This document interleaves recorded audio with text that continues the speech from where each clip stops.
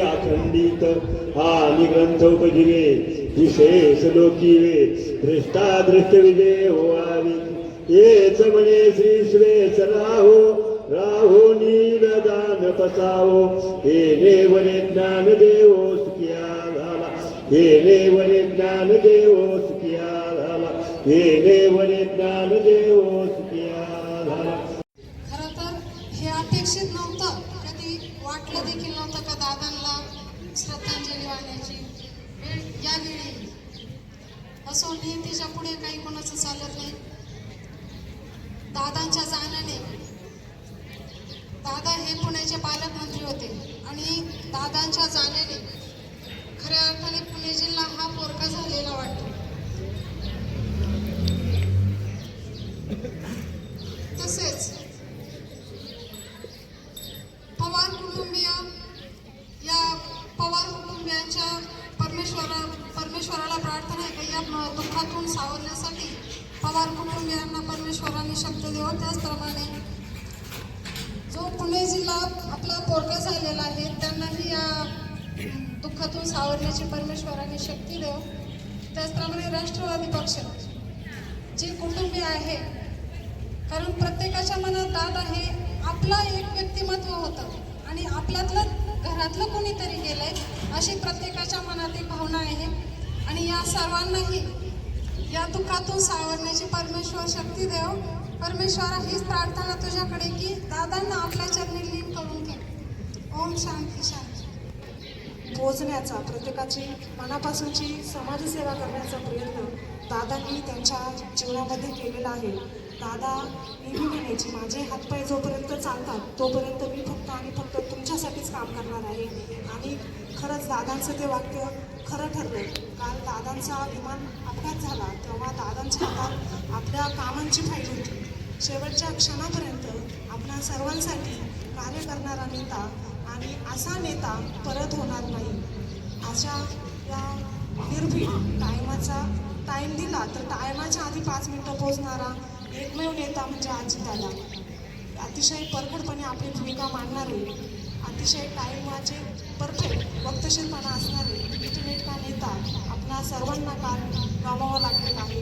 याचं दुःख खरं तर पवार कुटुंबालाच नव्हे तर संपूर्ण महाराष्ट्र राज्याला झालेलं आहे. दादांच्या जाण्याने आपणा महाराष्ट्र राज्याची काही पोकळी निर्माण झाली आहे आणि महाराष्ट्राच्या राजकारणात खूप मोठा आपणा सर्वांना या ठिकाणी दुःख झालेलं आहे. असा नेता पुन्हा होणे नाही. मी माझ्या वैयक्तिक तात्या पाटील परिवाराच्या वतीने ग्रामपंचायत कार्यालय आणि गावातील सर्व सेवाभावी संस्थांच्या वतीने आणि पठारातील सर्व लाडक्या बहिणींच्या वतीने आणि उपस्थित सर्वांच्या वतीने आमच्या लाडक्या दादाला भावपूर्ण श्रद्धांजली अर्पण करते. थांबते. ओम शांती शांती शांती.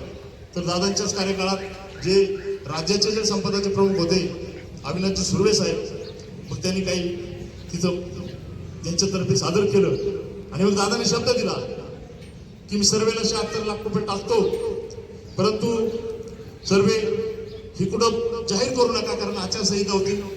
3 दिवसावर मतदान आलं होतं आणि दादाने निधी टाकला. परंतु नंतर त्याच्यामध्ये काय झालं की जलसंपदा विभागाचं म्हणणं असं होतं की तुम्ही जिल्हा नियोजनचा निधी इकडे देण्याची गरज नाही. म्हणजे आम्ही संबंधित अधिकाऱ्यांना विचारलं होतं, जिल्हा नियोजनचे जे अधिकारी म्हणजे तरतूद आहे, परंतु जर त्यांनी दिली नाही तर आम्ही द्यायचं असं चर्चा झालेली आहे. चर्चा इकडे वेगवेगळी की पैसे दिले, पैसे आले नाही, परंतु पैसे आजही तिथं त्याचा निधी तो पडलेला आहे.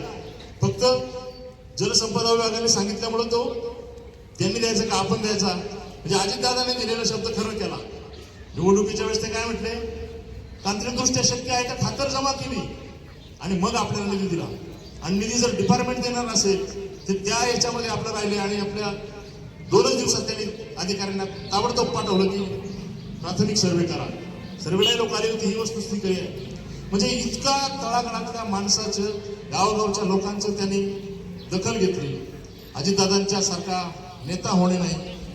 सर्वात गोष्ट मला त्यांची आवडली असेल तर ती एक आहे, राजकारणाच्या जागेवर, पक्षाच्या जागेवर कोणत्याही पक्षात अजितदादाला शत्रू नव्हता.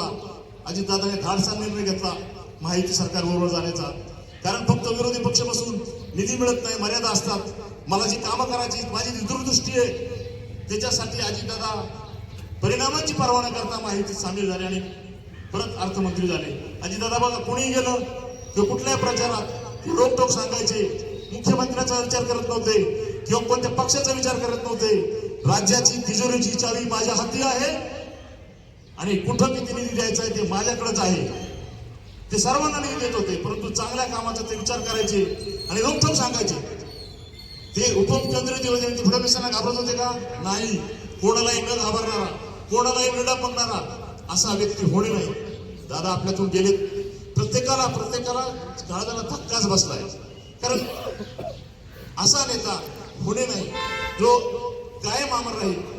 मी श्री रंगनाथ स्वामी महाराज देवस्थान संस्थेच्या वतीने, व्यक्तिगत माझ्या नाते परिवाराच्या वतीने अजितदादांना या ठिकाणी भावपूर्ण श्रद्धांजली अर्पण करतो.